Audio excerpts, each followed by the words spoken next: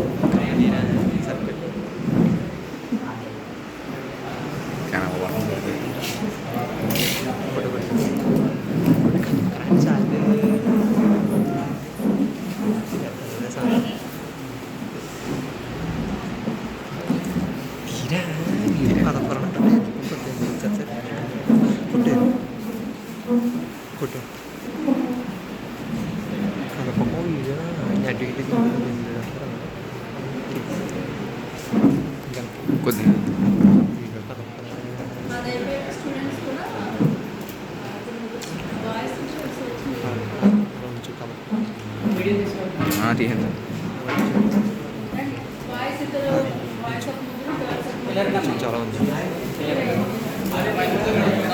అలా కూర్చోరా అలా వీడియో పోస్ట్ చేస్తాడా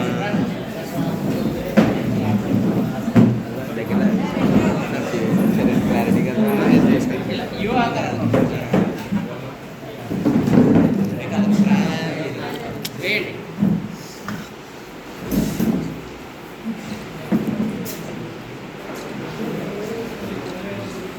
ఎక్కడైనా కోలేజ్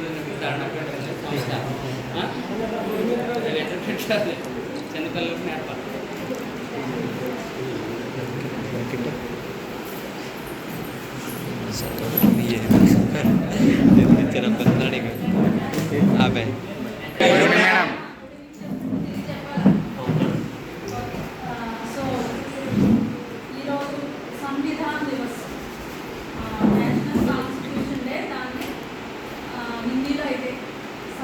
మేడం సంవిధానం అంటే రాజ్యాంగం, నేషనల్ కాన్స్టిట్యూషన్ డే.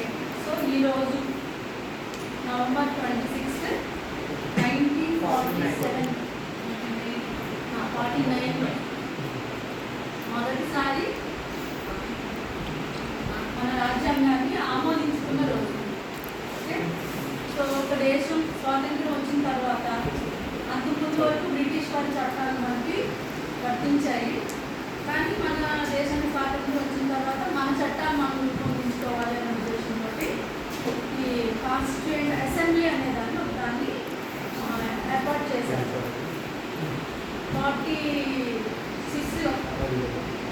1946లో కాన్స్టిట్యూయెంట్ అసెంబ్లీని ఫామ్ చేశారు. సో ఫామ్ చేసి అందులో మన దేశం నుంచి అనుమోదన నుంచి ఒక్కొక్కరిని నామినేట్ చేశారు. దాంట్లో వాళ్ళందరూ కలిసి కాన్స్టిట్యూషన్ని మన దేశానికి ఎలా ఉండాలి రాజ్యాంగం అనేది వాళ్ళు ముందుగా ఒక కాగితాన్ని తయారు చేశారు, రఫ్ కాపీని ఒక దాన్ని తయారు చేశారు. దానికి రావ్.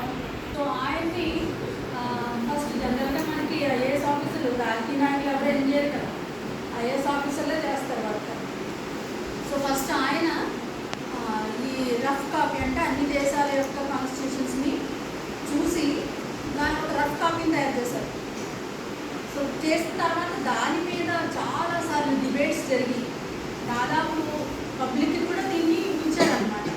పబ్లిక్కి కూడా దీన్ని రివ్యూ కోసం పెట్టారు. పెట్టినప్పుడు దాదాపు 7,000 పైన సజెషన్స్ అనేవి వచ్చినాయి. ఈ సజెషన్స్ అన్నీ కూడా లెక్కలోకి తీసుకుంటూ సో దాన్ని మళ్ళీ మారుస్తూ మన దేశానికి మన రాజకీయ సామాజిక పరిస్థితులకు అనుగుణంగా ఉండే విధంగా ఈ మొత్తం రాజ్యాంగంలో ఉండేటువంటి అన్ని ఆర్టికల్స్ని తయారు చేయడం అనేది జరిగింది. సో దాన్ని డ్రాఫ్టింగ్ కమిటీ అని అన్నారు. సో డ్రాఫ్టింగ్ కమిటీ చైర్మన్గా డాక్టర్ బిఆర్ అంబేద్కర్ గారిని నియమించారు. సో ఆయన ఇంకొక ఐ థింక్ ఇంకో 7 మెంబర్స్, సో 7 మెంబర్స్ తోటి డ్రాఫ్టింగ్ కమిటీని నిర్ణయించారు అన్నమాట.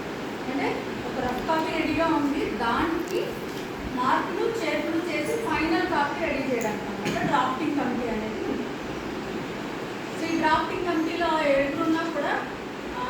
తెలుసు కదా, ఇప్పుడు ఏదైనా ఒక కమిటీ వేసామనుకోండి, ఆ కమిటీ కన్వీనర్ ఒకటి ఉంటారు, మిగతా వాళ్ళు మెంబర్స్ ఉంటారు. మెంబర్స్ కంటే కూడా కన్వీనర్కి రెస్పాన్సిబిలిటీ ఎక్కువ. లాస్ట్లో సబ్మిట్ చేయాల్సింది కన్వీనర్. మెంబర్స్ ఏంటి, వాళ్ళ కంట్రిబ్యూషన్ మాత్రమే ఇస్తారన్నమాట. జస్ట్ లైక్ దట్ ఈ డ్రాఫ్టింగ్ కమిటీ అనేది 7 మెంబర్స్తో ఉన్నా కూడా మొత్తం భారం అంతా కూడా అంబేద్కర్ గారి మీద పడింది. ఫైనల్గా ఒక ఆయన చనిపోయారు, ఒకళ్ళేమో సిక్ పర్సన్, ఇలాగ కారణాల చేత మిగతా ఒకళ్ళిద్దరు small contribution. So major contribution finalize చేయడంలో, కాన్స్టిట్యూషన్ని ఫైనలైజ్ చేయడంలో, డిబేట్స్ని ఫేస్ చేయడంలో major contribution is of doctor BR Ambedkar. యాక్చువల్గా డాక్టర్ బిఆర్ అంబేద్కర్ గారు కాన్స్టిట్యూంట్ అసెంబ్లీకి ఎలక్ట్ అయ్యారు ఫస్ట్. ఇప్పుడు కూడా ఎలక్షన్స్ అన్నమాట. సో ఎలక్ట్ అయ్యారు. ఎలక్ట్ అయినప్పుడు ఏమైందంటే పాకిస్తాన్, ఏ ప్రాంతం నుంచి అయితే బెంగాల్ నుంచి ఎలక్ట్ అయ్యారు.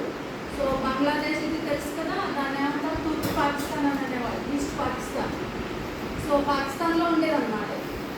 అయితే ఎప్పుడైతే పాకిస్తాన్ ఇండియా విడిపోయిందో, ఈయన ఎక్కడి నుంచి అయితే గెలుపొందారో ఆ ప్లేస్ పాకిస్తాన్లో ఉండిపోయాడు.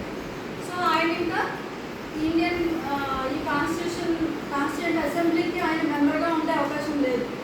బట్ తర్వాత మళ్ళీ ఈయన అవసరం ఉంది అని చెప్పి మళ్ళీ ముంబై నుంచి మళ్ళీ ఆయన దాంట్లోకి రావడానికి, మీకు విషయం తెలియాలి ఏంటంటే అంబేద్కర్ని ఎప్పుడూ తీసుకొచ్చి పెట్టలేదు అక్కడ.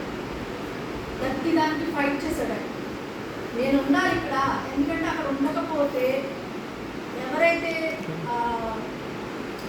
ఏమంటారు బ్యాక్వర్డ్ క్లాసెస్, అలాగే షెడ్యూల్డ్ క్యాస్ట్, షెడ్యూల్డ్ ట్రైబ్స్ ఎవరైతే అణగదొక్కుబడిన వాళ్ళు ఉన్నారో వాళ్ళకి న్యాయం జరగదు అనే ఉద్దేశంతో నేను ఎలాగైనా అక్కడ అందులో ఉండాలి అని ఆయన ఫైట్ చేసి వచ్చారు. దేనికని ఏది ఆయన ఎక్కడ ఇంగ్లాండ్లో, లండన్లో చదువుకున్నాడు, అమెరికా కొలంబియా యూనివర్సిటీలో చదువుకున్నాడు, లండన్ స్కూల్ ఆఫ్ ఎకనామిక్స్లో చదువుకున్నాడు అని ఆయన చెప్పలు తీసుకొచ్చి పెద్దపేట ఎక్కడ ఇలా ప్రతి దానికి ఫైట్ చేసే వచ్చాడు.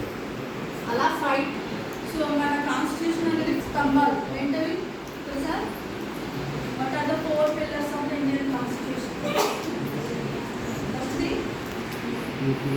ఏంటి? లిబర్టీ, స్వేచ్ఛ. మూడోది ఈక్వాలిటీ, సమానత్వం. నాలుగోది ఫ్రాటర్నిటీ, సౌభ్రాతృత్వం. Okay, so these are the 4 pillars అన్నమాట. సో మన దేశానికి తగినట్టుగా మన కాన్స్టిట్యూషన్ని రూపొందించి దాన్ని ప్రజలకు అంకితం చేసినటువంటి రోజు. అందుకే ఈ నవంబర్ 26 నియర్లీ 3 yearsలో కంప్లీట్ చేశారు. అదే ఇప్పుడున్న పరిస్థితుల్లో అయితే చాలా కష్టం.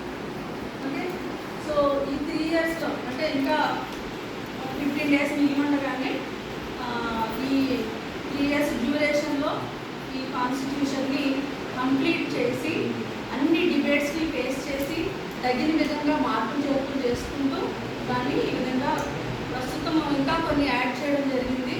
సో ఆ విధంగా లాంగెస్ట్ ఇండియన్ కాన్స్టిట్యూషన్ అన్నమాట. లాంగెస్ట్ రిటన్ కాన్స్టిట్యూషన్ అని అంటారు.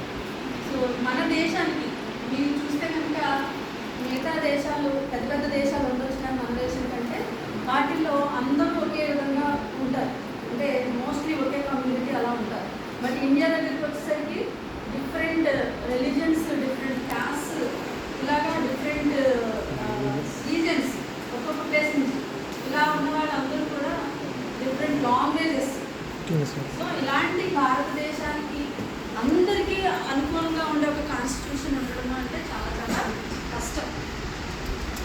మనకి పక్కనే ఉన్నటువంటి పాకిస్తాన్ కానివ్వండి, బంగ్లాదేశ్ కానివ్వండి, ఇవన్నీ కూడా ఒకే కమ్యూనిటీ కదా. మోస్ట్లీ పాకిస్తాన్ అంటే ముస్లిం కంట్రీ అన్నమాట. ఈవెన్ దో వాళ్ళు కొడుకులు చచ్చిపోతూ ఎన్నిసార్లు అక్కడ ఏమంటారు ఆర్మీ పాలన